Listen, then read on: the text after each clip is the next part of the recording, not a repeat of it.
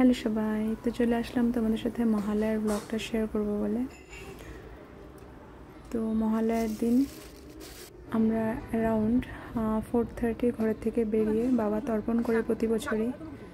And এবার যদিও সিচুয়েশানটা প্রতি বছরের মতো না, সবারই মন মেজাজ একদমই ভালো নেই, স্টিল রিচুয়াল তো ফলো করতেই হবে।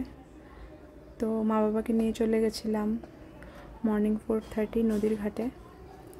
অ্যান্ড এবার অন্যান্য বারের মতো তেমনটা ভিড় ছিল না। তো বাবা ওখানে গিয়েই একটা পণ্ডিতকে দিয়ে আমরা কথা বলে, তো ওখানে বাবা তর্পণ স্টার্ট করে দিয়েছিল।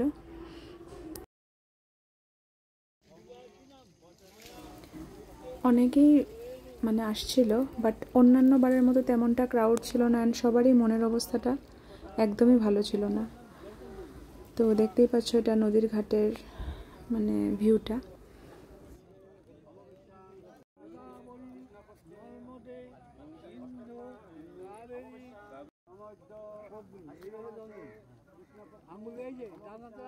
তো এভাবে পণ্ডিতজি ইনস্ট্রাকশন দিচ্ছিল অ্যান্ড বাবা অ্যাকর্ডিং টু দ্য ইনস্ট্রাকশন করে নিচ্ছিল তর্পণটা।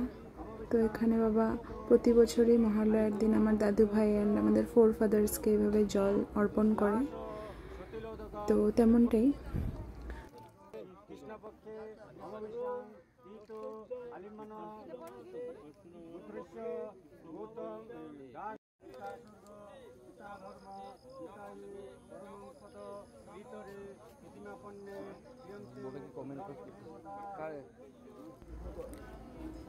তো এভাবে তর্পণটা কমপ্লিট করে আমরা চলে আসছিলাম।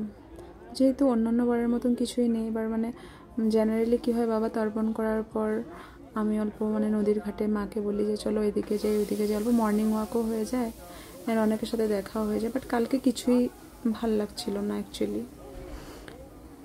তো জাস্ট এই ভিডিওটাও বানাতাম না, কিন্তু সব জাস্ট বসে বসে ভাবলাম যে এখন কি করব, হয়তো এটা ভাল লাগে, আই জাস্ট ডোন্ট নো এখন কি করা উচিত কি না। I think not only me, আসামের সব মানুষেরই এখন হয়তো মনের ভাবটা ঠিক এভাবেই।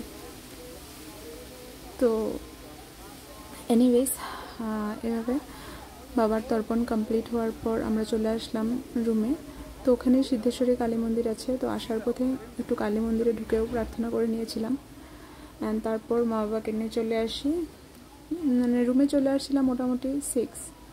অ্যান্ড কালকে যেহেতু আমাদের আসামের হার্টথ্রব জুবিন গার্গকে গুয়াহাটি নিয়ে আসারও কথা ছিল, তো কিছুই ভালো লাগছিল না। যদি এসেই দেখছিলাম যে ঠাকুমা মহালয়া দেখছি টিভিতে, তারপর নিউজ চ্যানেলটা স্টার্ট করে দিয়ে দেখি যে কোথায় পেয়েছে, তখন অবধি এসে পৌঁছায়নি, পৌঁছাবে নিউজে দিচ্ছিল।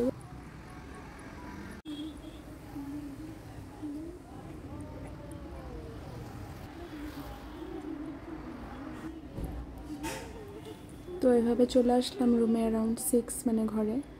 তো এখানে আমাদের অ্যাপার্টমেন্টের নিচেও জুবিন গার্গকে শ্রদ্ধাঞ্জলি জানানো হয়েছিল Saturday night and Friday night.